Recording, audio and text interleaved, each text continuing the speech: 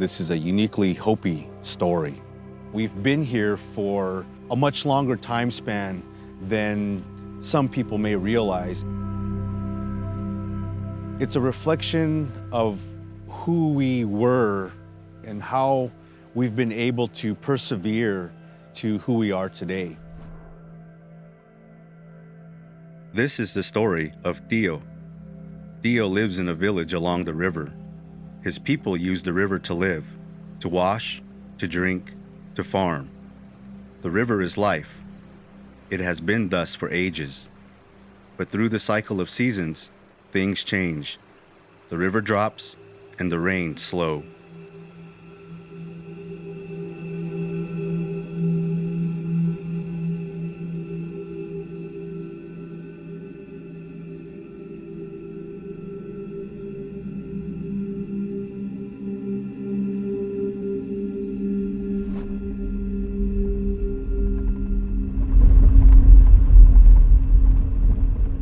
Here we are in southwest Colorado, San Juan Mountains. We're at about 10,000 feet in elevation. Middle of May, you can see the high peaks are really the only place that we're holding water right now, that we're holding snowpack. You get below tree line and there's no snow. You get down here, 10,000 feet and the earth is just dry as a bone. At this point in the year, the earth should be quenched.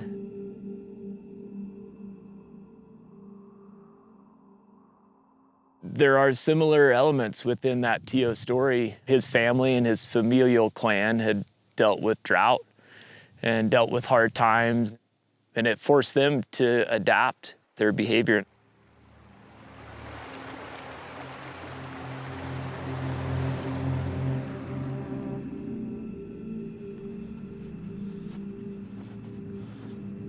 Yeah, it's amazing. Snow in late May. It's good to see, but man, the ground is dry. Like there's no mud, there's no snow. This is wild. It's dry and all this stuff's coming up early too. Yeah, there's already forbs growing out of the ground. God, that's amazing. Look at that water.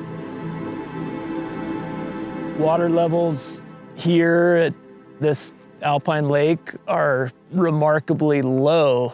On an average year, this would be snow. There wouldn't be a lake yet. We're in runoff about a month and a half early. Yeah, you can see the line on the other side, the ordinary high water mark of the lake, and it's probably what, 10, 15 feet above what the lake level is. Everything is connected, from mountain headwaters to desert canyons, all the way out into Mojave Desert. It's an interconnected ecosystem, so what happens here affects everything downstream. A lot of these riparian ecologies that are already hanging on by a thread, it may send them over the tipping point, and then when calls on water are made and people can't have water in their irrigation ditches in the floodplain, and then you get down to Parker and Yuma and the Delta, people are going to come first. People got to live in the Southwest, so if it ever really hits the fan, people got to drink water and live. One of the main things we need to do is change the paradigm from a growth paradigm to a sustainability paradigm. These ecosystems have evolved over the millennia to certain timings that nature would provide when the ice would melt, when the turnover of the lakes would happen, and now those are changing and shifting. So we don't really know what the implications are on the ecosystems as well. So there's a environmental component, there's a human component to it that we're quickly having to try to confront to figure out what the implications of these may be. Tiyo's father, the chief, feels with dismay as the river lowers, as the rains diminish. As his father prays for moisture, Tiyo sits by the river day after day, watching the water pass. He watches it go around the corner, disappearing. He wonders, where does the water go?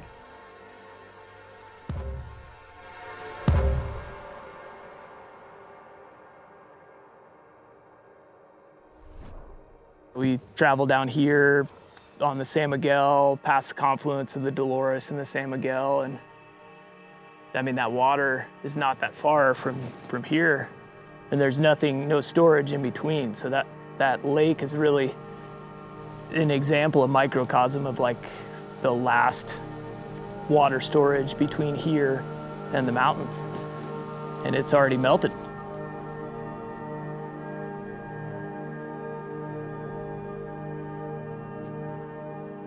One of our assistant managers has been doing this for 40 years, and he is kind of blown away sometimes by how often he gets stuck in these sandbar alleys. I think that if not having enough water became far more common than what we're seeing now, that could severely impact our business. People want to be here, and there's so many different things you can do and caters to so many different interests. But when you have an hour wait in traffic to get in town, when Arches closes the gates because there's too many people, when you can't even find a campground to camp in, when locals avoid going to the grocery store because they don't want to be stuck in there for hours at a time, you know, all those signs point towards, I think, Moab growing too fast. The river, it teaches you to expect change and to be adaptable. It teaches you that you are at the whim of Mother Nature, and in general, Mother Nature is indifferent to our endeavors. I see things now, it reassures me that change is a constant, and it's something I should expect. I should expect change and try to, foster resiliency and be ready to adapt. We take water for granted all the time, that it will magically be there when we open up the tap. And when you carry your water every day, you realize the value that water has. And when you have something given to you, you forget how precious it is. One day, Tiyo can no longer quiet the voice inside him. Where does the water go? Using a cottonwood tree, he creates a vessel for the journey ahead. The village comes together in preparation. Tiyo enters the water and departs.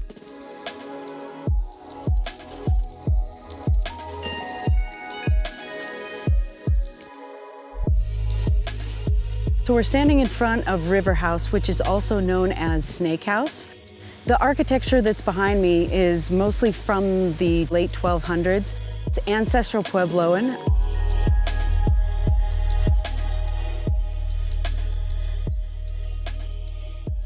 For 1,000 years, this would have been an incredibly gentle and forgiving and luscious place to live because of that river corridor.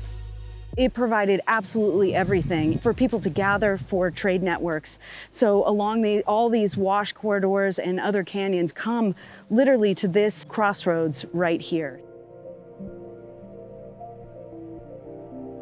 This represents an ancestral site where specifically some of my people are known to have resided 800 to 1,000 years ago. And so it figures prominently within our oral histories of the various clans within Hopi that have migrated all across the Southwest.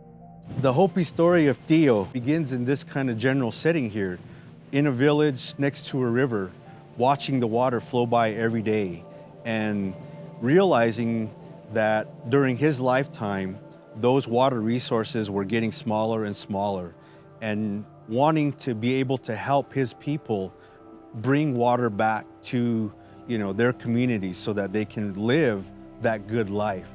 Water in and of itself has a very strong spiritual connection for Hopi. We understand that it is a finite resource. We recognize it as a living force, that it's not something to be taken for granted. I can remember stories from my grandmother and their generation about their grandparents having to go down to the spring with their one water jar. Sometimes the springs would be coming out pretty good and they were able to fill their water jars fairly quickly. Other times it was just a small trickle, and so they would have to wait all day to have their turn to get their water jar filled, drop by drop. The Native American community, approximately 30 tribes within the Colorado River Basin, have often been the least represented, even though they have very senior water rights. The ability to develop those water rights and use those water rights to improve their livelihoods, I believe, is one of the most important things that we can do, we can facilitate, and we can encourage right now. Tiyo rides the river for many days and many moons.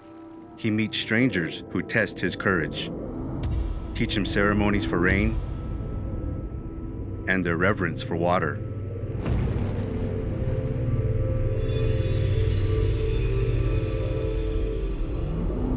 Through love,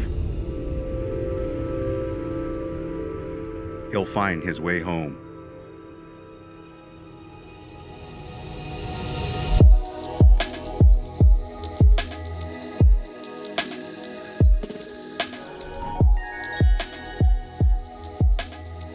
It's really easy to assume that you turn on the faucet and it's just going to always flow out. And I think for so many people living with privilege and in developed places, the assumption is also that water is going to come out clean and it's going to be reliable. And I think that's not the case in a lot of our country and in a lot of cities and rural places. You know, the Navajo Nation is a prime example where water is not readily available that way. For me, you know, growing up on water and the river helped me understand this connectivity between, you know, the snow falling in the mountains and these streams that we would hike only in the summer and these little creeks, and then, you know, this big waterway that defined the character of the town and was our water supply, you know, as I came to learn later. And then also the impacts of things like drought and how that sort of had these ripple and cascading effects throughout the watershed. And I think having the river kind of be the through line in my understanding of how all those things are connected.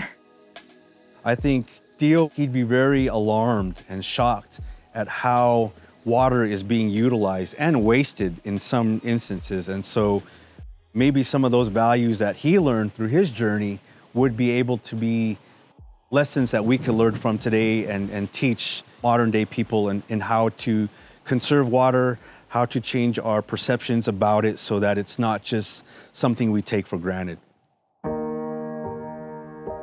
We have to reckon with our past. Here are the things that worked, here are the things that did not work. And then the next step is to reconnect, right? There's a disconnect, obviously, between our current culture and the landscape that supports our existence. And then restore some of the wreckage of our past, and then try to maintain viable ecosystems.